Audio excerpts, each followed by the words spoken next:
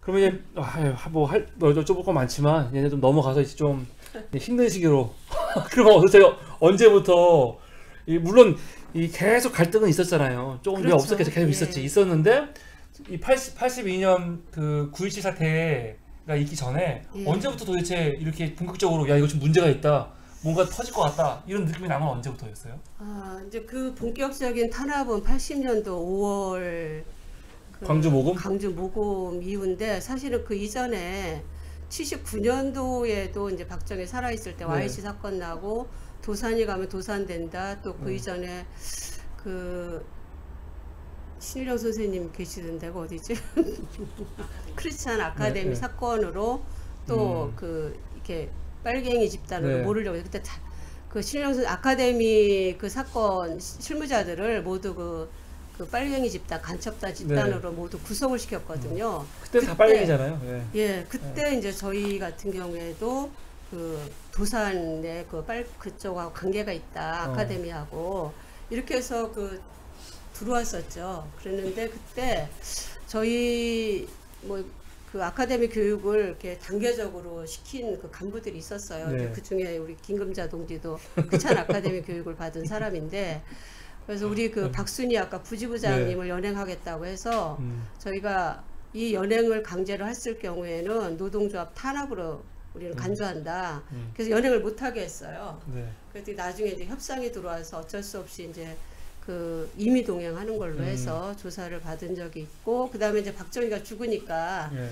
이제 좀 이제 무슨 세상이 달라졌구나라고 했었죠. 네. 그러다가 뭐 하여튼 80년도 그 5월 14일인가 그때 그 한국 노총에서 그 골기대를 했을 때 한 1000여 명 정도 그 노동자들이 모였는데 그때만 해도 이게 뭐 노동자들이 세상이 좀 오나 보다 노동상권 보장되겠다 이제 이런 희망이 있었는데 그때 바로 이 신군부가 전두환 신군부가 계엄 학대를 하면서 그치. 강주 사태가 벌어지고 거기에 또 우리는 모금을 했고 그거가 그 모금한 것이 빌미가 돼서 김대중 내란 음모로 그때 대표였던 박용석 지부장과 부지부장 박순희 씨를 이제 정화해고하고 수배를 내렸죠. 그래서 다시 근데 광주 모금한 게 막 공개적으로 한 건 아니잖아요. 그냥 공장 안에서 그렇죠. 조합 안에서만 한 예, 건데 예. 그게 어떻게 이슈화 된 거예요? 저희 항상 정보부하고 경찰들이 상주했어요. 예. 공장 안에요? 예, 그리고 또 전체 그 종업원들, 그러니까 조합원들이 하고 그 모금함은 식당에다 크게 대자보를 붙이고 거기다 모금함을 놔뒀어요. 제목도 쓰고 예. 광주를 위한 그렇게? 그럼요. 예. 그러니까 조합원들 자발적으로 그냥 식당에 가서 하는 거예요. 노동조합에 있었던 게 아니라 식당에 있었던 거예요. 근데 원풍 식당은 뭐 회사 뭐 고위관리군 뭐고 다 하나를 사용을 하거든요. 그렇기 때문에 뭐 그거 정보가 나가는 거는 뭐 쉬운 일이었죠. 예. 그렇게 그 박용석 지부장과 박순희 지부장이 정화해고되고 수배되고 네. 그러다 직무대리를 이제 또 다른 사람 직무대리가 있었는데 12월 달에 계엄 군인들이 직접 이제 들어와서 80년 12월. 예, 80년 네. 12월에 계엄 군인들이 와서 우리 김금자 동지 같은 게 그 당시에 회계감사였어요. 네. 근데 그 현장을 안내를 해달라고 계엄 군인이 와서 그래요? 예. 그래서 현장을 다 이제 그 안내를 하고 공장과 기술사를? 공장만? 네. 그래서 다 안내를 하고 또 이제 본인이 들어가자고 하니 계엄사에 들어가자고 하니까 그래 내가 들어가서 내가 그냥 나로 끝나면 그러면 노조를 살리겠다 하고서는 이제 계엄사에 갔다가 그때가 20대. 그렇죠. 네, 25살. 와, 25살. 25, 네, 20. 계엄사를. 예.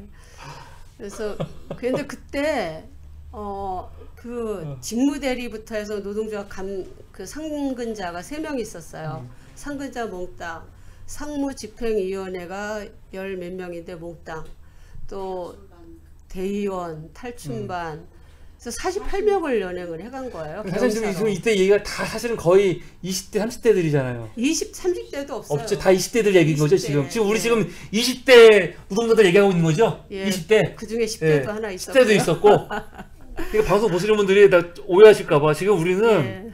20대들의 이야기를 듣고 있는 거예요. 그 당시에 20대들의 이야기를. 그 계엄사에 예. 12월 초부터 연행을 해서 거기서 그러니까 상집회의의 부장급, 예.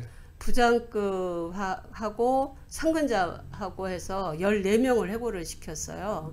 근데 그 14명 해고자 중에 이제 남자분 4분은 삼천교육대로 강제 압송하고. 이것도 기록이에요. 예. 노동운동사에서 노조 간부 최다 4명이 삼청에 끌려간 거는 원풍밖에 없어요. 예. 예.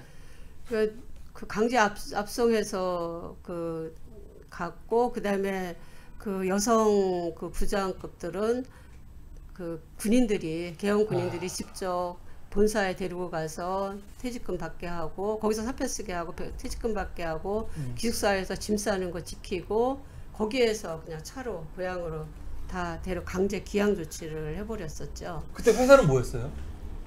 회사는 뭐 좋았겠죠. 진짜 재밌다.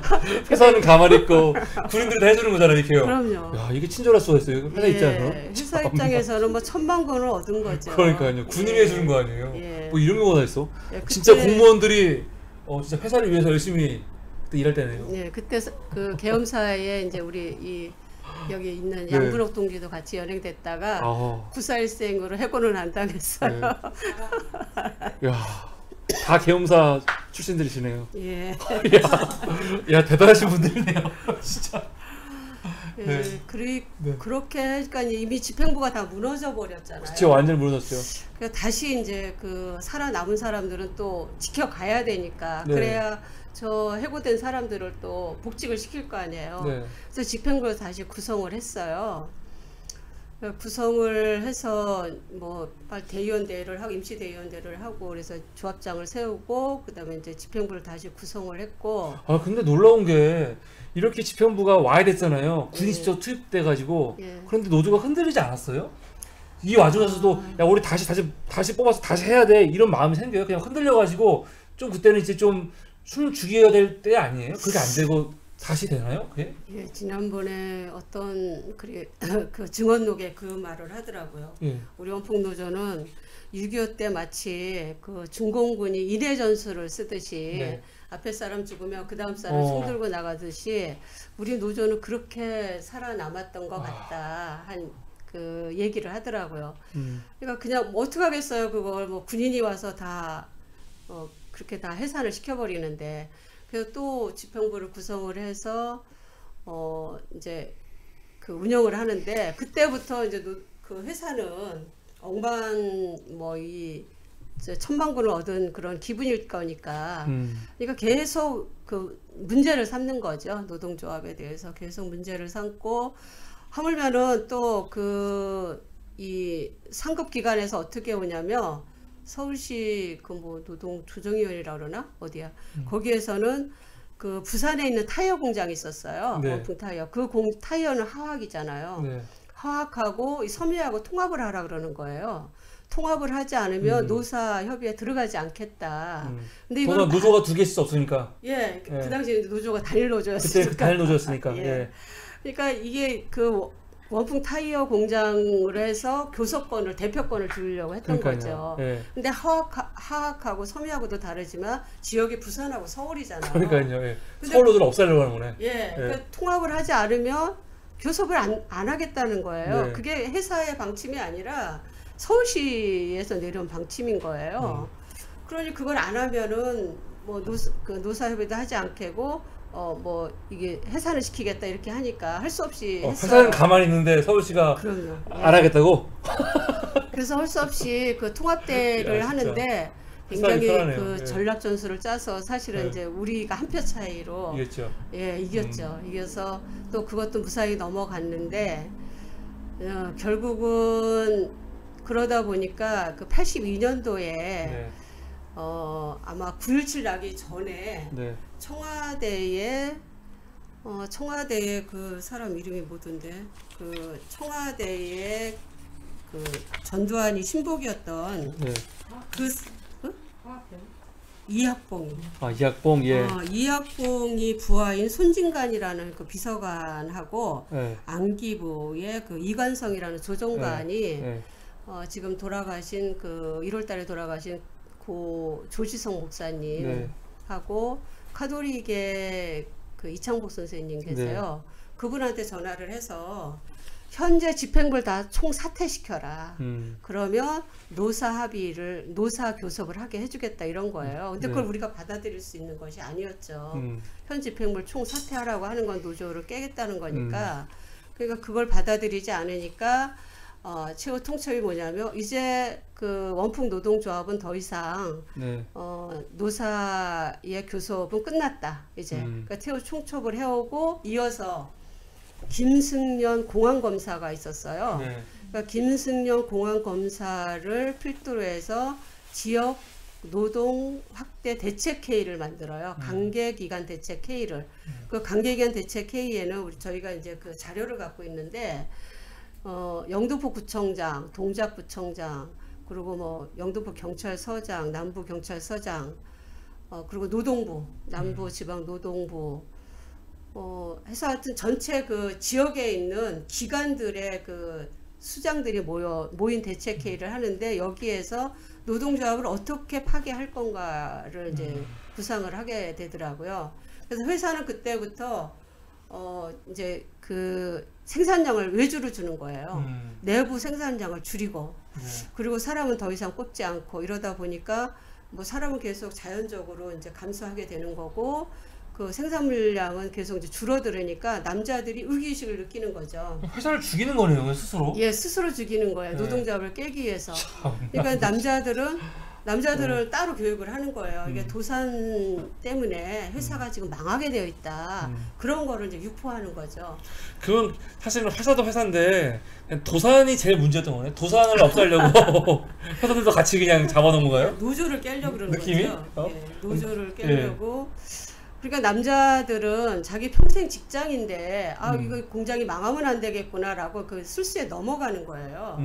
그래서 계속 이제 그 자기네 구사대를 만드는 거죠. 그러니까 조합원 중에 그 나이가 많고 이런 사람들, 그런 사람들 중심으로 구사대를 만들어 나가는 거예요. 조합을 다 깨버리는 거냐 이렇게 와해시키고. 예. 그런데다가 뭐 일단 그 관계 기관이 다 지원을 해주니까. 그래서 결국은 우리가 좀 아마 일반 사람들이 모르는 일인데 저희는 계속 뭐 이렇게 바람 앞에 등불 같은 이런 그 위기는 있었지만 어쨌든 그걸로 인해서 우리가 농성을 하거나 이런 건 아니었거든요. 물론 그쵸. 유인물은 다 배포를 하죠. 뭐 우리가 이렇게 지금 당하고 있다라고 하는 이제 유인물은 계속 배포를 했지만 근데 그 어느 날 갑자기 9월 27일 저는 이제 그 첫 순간에 거기 노동조합에 있었는데 이제 추석을 앞두고 있을 때 그렇죠? 추석 휴무를 앞둔 때라서 저도 이제 공동구매조합에서 집에 가져갈 뭐 설탕도 사고 내복 뭐 옷도 사고 이렇게 사서 이제 그 노동조합에 간 거예요. 갔는데 가서 좀 있으니까 뭐 어떤 남자들이도 막 몰려오는데 앞에는 이제 그 조합원들, 그러니까 현장에 책임급 자급들, 담임이라고 하거든요. 이런 사람들이 막 몰고 오더니 갑자기 이건 뭐야 그랬더니 갑자기 막 다 뭐 여자들 그냥 아무 그 대책 없이 있었으니까 다 끌어서 바깥으로 다 내던지고 금방 순식간에 바로 옆에가 식당이었거든요. 그리고 탁자 식탁이 8명이 앉을 수 있는 식탁이었나? 이런 굉장히 큰 식탁이었어요. 그 식탁과 의자를 뭐 순식간에 마치 뭐 아주 훈련이 잘 된 어떠한 그 뭐 하여튼 그런 폭력배들 같더라고요. 순식간에 다 탁자로 노동자를 완전히 싸버리는 거예요. 그냥 다 계획하고 있었던 거군요. 아주 일사천리에 고도로 훈련된 이런 그 폭력배들 같이 그렇게 하고 그 조합장만 딱 감금한 상태에서 이제 사표를 종용을 한 거죠. 그래서 뭐 회사 뭐 과장, 부장, 뭐 부공장장 뭐 이런 사람들이 나와서 진두지휘 다 하고. 근데 너무 이상한 건 동시에 KBS하고 MBC 기자들이 온 거예요. 네. 그러니까 저희는 우리 가만히 있다가 이 폭력을 당했으니까 그래서 우리의 이야기를 써줄 줄 알았더니 완전히 저희가 폭력배가 됐더라고요. 빨갱이 노조원들이 예. 해버린 거 되는 거죠. 뭐 무리하게 임금 인상을 요구했다, 무리한 요구를 했다 이렇게 가는 거예요. 저희는 그런 일이 전혀 없는데 그러니까 노동조합의 조합장이 대표가 감금되어 있으니까 저희가 어떻게 나갈 수가 없잖아요. 그래서 이거는 노동조합 파괴다. 그래서 우리가 농성을 한다. 퇴근 중지. 이제 상집회에서 다 내려오더라고요. 퇴근 중지할 것, 노동조합 되찾을 때까지 농성한다. 네. 이렇게 한 게 그 정사과라고 하는 노동조합과 제일 가까운 부서예요. 네. 거기에서 이제 농성을 하게 됐죠. 아까 봤던 사진이 그 사진 중에 하나인 예, 거고. 예. 그래서 그때 또 언론에 어떤 짓을 했냐면 언론이라고 해야 되나? 이 회사에서 그렇죠. 남녀가 저기 혼숙한다. 예. 막 그런 식으로 지금 막 얘기해가지고 또 이 가짜 뉴스를 퍼뜨리고. 예, 그러니까 그런 것들. 혼숙한다고 시골 부모님들한테 다 전보를 친 거예요. 그러니까요. 그 당시 전화가 없었 시절이니까 예. 다 전보를 친 거예요. 혼숙하고 있고 빨갱이한테 지금 잡혀 있다. 당신 딸이 그러니까 와서 데리고 가라. 근데 그때 너무 좀 우리가 참 그 합법적인 투쟁을 선언을 했어요. 그래서 절대 파업하지 않는다. 그리고 폭력적이지 않는다 이렇게 선언을 한 거예요. 그거는 왜냐하면 이미 도산 세력은 굉장히 과격하고 폭력적이라고 이미 다 이렇게 알려져 있기 때문에 우리가 폭력을 행사하거나 불법을 했을 때 파업을 했을 때는 이게 분명히 언론과 기관이 이거를 그러니까 대서특필을 할 거고 그걸로 인해서 금방 이제 공권력을 투입을 할 거다. 그렇기 때문에 우리가 요구가 이루어질 때까지는 비폭력, 합법적인 투쟁을 한다라고 선언을 했어요. 그래서 우리 굶으면서 네. 현장에 가서 기계를 돌리는 거예요. 근데 너무 아이러니한 건 뭐냐면 일을 하면서 한 거예요, 계속요? 예, 일을 하면서 밥을 굶으면서 이틀 동안에 일을 했어요. 그게 휴무가 아니기 때문에. 네. 근데 너무 휴무가 아니기 때문에. 예, 이게 기가 막힌 거는 예. 오다를 줄 사람이 없는 거예요. 예. 작업 생산을 해야 되는 그 오다를 줄 사람이 네. 없는 거예요. 왜 다 거기가 있으니까. 네. 뭐 그 부서 그러니까 과장, 생산부 과장, 계장, 뭐 사원 또 그 담임이라고 하는 이 담임은 이제 남자 조합원이었는데 이들까지 다 그 구사대가 돼 있어서 오다를 내려줄 사람이 없는 거예요. 그래서 그냥 그분들은 미안해하지 않아요, 좀? 보면서 자기가 구사대에 들어갔지만 그래도 그 앞에까지 같은 계속 노조 활동했던 그렇죠. 분들인데 지금은 이제 후회를 하죠. 그때 그런 예, 거를? 예, 후회를 하고 당시에도 뭐 좀 나하고 같이 일했던 담임 같은 경우에는 미안하다 이제 이런 얘기를 했었고 구사대에 들어갔던 사람 하나는 한 10여 년 지나서 영등포 시장에서 우연히 만났어요. 네. 그랬더니 그 사람이 하는 말이 그때 참 미안했다. 그런데 잘못한 거다 우리가 이 얘기를 하더라고요. 여기서는 우리를 누구 말하는 거예요? 본인들 아니면 선생님들? 구사대들. 구사대 잘못했다고? 네, 자기네가 잘못했다. 그러니까 그 전까지는 되게 사이 좋았을 거 아니에요. 그렇죠. 좋은 사례였는데 다 그때 이제 깨진 거죠. 예, 그러니까 거죠. 이게 야만이죠. 그래서 결국 이런 일을 겪으면서 죄송합니다. 제가 시간 매매를 잘못해가지고 시간이 너무 많이 갔어요. 아직 얘기 제대로 하지도 않았는데 이럴 수가. 하여간 좀 빨리 좀 진행하자면 82년도 9월 27일 날 결국 그래서 559명이 해직이 되는 거죠. 예. 이분이 이제 블랙리스트 거의 코드 넘버 1이 되는 거고. 예, 넘버 1. 그러면은 아까 동일방직은 그 서무노조 위원장이 돌렸잖아요. 그럼 이 원풍모방 블랙리스트는 누가 작성했다고 나와 있나요 지금? 나와 있지는 않아요. 그거를 잡지를 못했는데 네. 저희가 최초 그러니까 저희 명단이 넘버 1로 이렇게 새겨진 네. 그 블랙리스트는 경동산업에서 발견을 했어요. 진짜 코드 넘버 1이에요. 제가 그게 할 말이 아니고 진짜 코드 넘버 1이 원풍모방이에요. 절대 쓰지 말아야 될 사람들.